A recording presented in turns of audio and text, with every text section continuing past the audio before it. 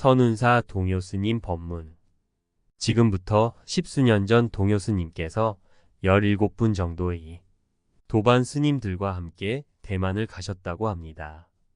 그때 스님은 대만에서 망자의 관 앞에서 하는 아미타불 연불법회에 처음 참관하여 보셨다고 합니다. 망자는 이미 돌아가셨는데 묻힐 묘지가 없어서 매장되지 못하고 거의 열흘 넘게 12일인가를 관에서 대기 중이었던 망자분의 연불법회 모임이었다고 합니다. 사후 무려 열흘이 넘은 경우였습니다.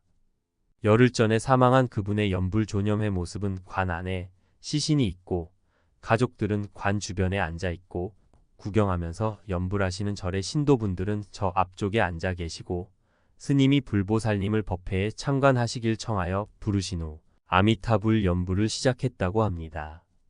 그리고 망자의 얼굴을 모두 확인하고 다라니포를 다시 얼굴과 몸 전체를 덮는다고 합니다.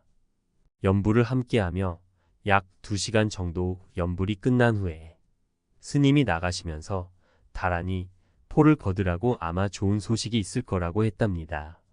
그리고 스님은 옷을 갈아입고 손을 씻으러 나가셨다고 합니다. 식구가 다라니 포를 거두니 연불 전에 시커먼 얼굴을 한 표정이 아주 안 좋았던 찡그린 망자의 어두웠던 얼굴이 핑크색으로 화색이 돌고 입이 활짝 웃으며 미소 띠는 그런 얼굴로 변한 것을 모든 이들과 동요 스님이 직접 보시고 정말 믿을 수 없어서 깜짝 놀랐다고 하셨습니다. 대만에 함께 가신 17분의 도반 스님들도 세상에 이런 일은 처음 봤다면서 이런 모임에 다시 가봤으면 좋겠다고 오늘 누가 한 명이 또 누가 죽어서 하하하 이런 연불조념회가 또 있었으면 봤으면 좋겠다고 서로 말하였답니다. 그런데 공교롭게도 다시 그 며칠 후 일정이 잡혀서 그렇게 거기서도 봤는데 연불하는 시간에 길고 짧은 점만 있을 뿐이지 망자의 표정이 산 사람처럼 환히 웃고 밝아지고 입을 열었다 닫았다 하는 것까지 봤을 때는 너무 놀라셨다고 합니다.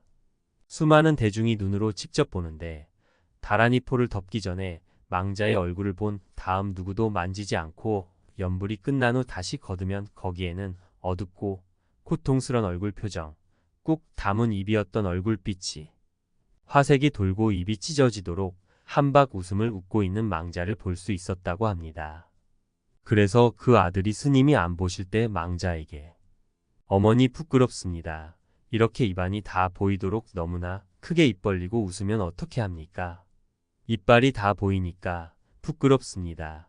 제발 좀 아무리 좋더라도 입을 조금만 다물고 웃으세요. 보기 흉합니다. 라고 말했다네요. 그리고 다라니포를 다시 덮고 불과 10여 분 후 다라니포를 벗기니 그 어머니가 눈도 웃고 입도 웃는데 입은 다물어져 있어서 이빨이 안 보이더랍니다.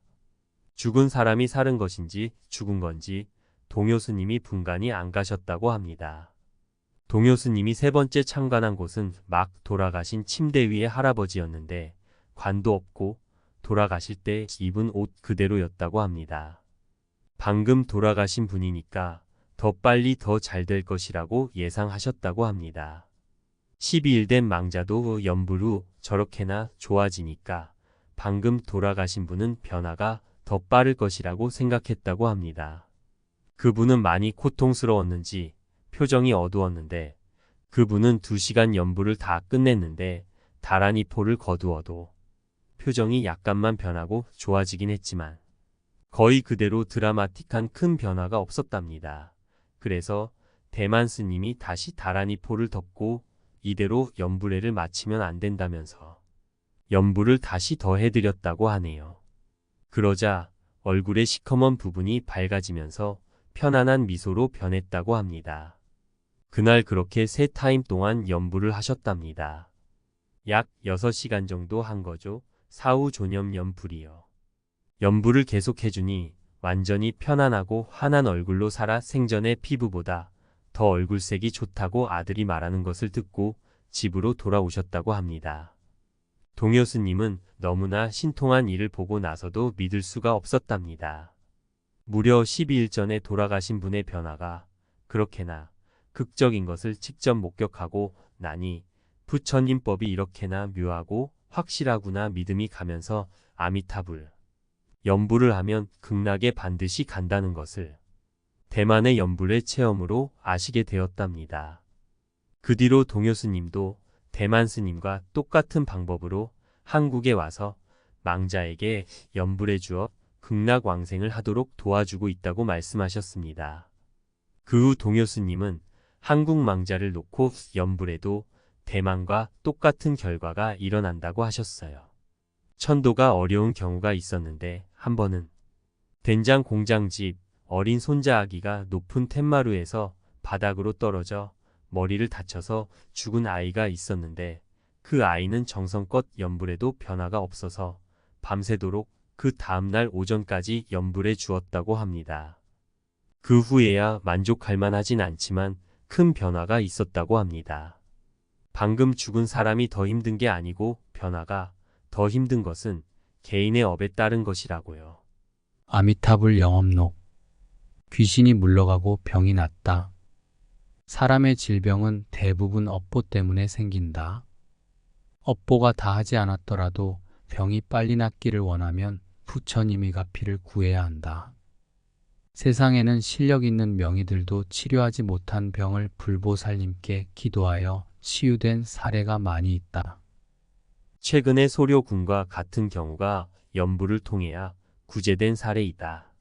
소료학 군은 항주 출신으로 19세 때 상해에서 중병을 앓게 되었다. 병원에서 치료를 받았지만 의사가 진단을 해보더니 이 병을 치료할 희망이 없다고 고개를 가로저었다. 소군이 병원에 입원한 지 7일 후 저녁에 갑자기 소 머리에 말의 얼굴을 한 귀신들이 머리를 흔들며 그의 침대 곁을 분주히 왔다 갔다 하는 것을 보게 되었다. 그때 병실 안은 전등빛이 매우 밝았고 그의 정신도 명료하였다. 그는 이 귀신들이 자기를 잡으러 온 것이며 자신이 곧 죽게 된다는 것을 알았다. 그래서 용기를 내어 일어나 생각했다. 만약 귀신이 있으면 반드시 불보살도 있을 것이라는 생각이 들어 나무아미타불하고 큰 소리로 연불하기 시작하였다. 그가 연불을 시작하자 갑자기 귀신들이 몇 발자국 뒤로 물러서며 감히 그의 몸 근처에는 접근하지 못하였다.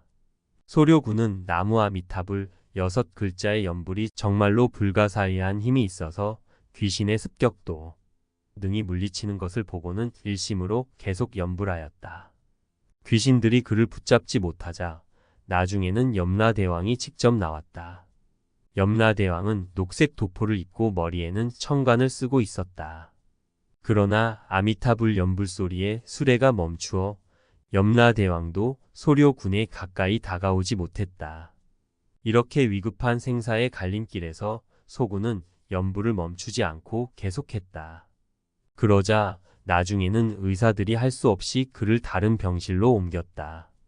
그 뒤에도 그는 계속 연불을 했는데 약 5일이 되자 갑자기 금칠찰나란 광명이 나타났다. 마치 하늘의 유성이 떨어지는 것처럼 아래로 내려오면서 차츰 커지더니 온 세상을 비추었다. 그 광명 속에 한 분의 금빛 부처님이 공중에 우뚝 서 계셨는데 부처님의 발 아래에는 금색 구름이 있고 부처님의 몸은 더욱 빛나고 있었다. 부처님은 왼손에 염주를 들고 합장하신 채 소군을 마주보시며 미소 짓고 계셨다. 더없이 자비로운 얼굴에 매우 친근한 모습이었다. 아미타 부처님이셨다. 귀신들의 무리는 언제 사라졌는지 보이지 않았고 잠시 후 부처님의 모습도 사라졌다. 소군은 아미타 부처님의 강림을 친견하고 흥분했지만 병으로 인한 고통은 이미 사라졌다. 그 다음날 퇴원하였는데 마치 정상적인 상태로 다 회복된 것처럼 몸이 상쾌했다.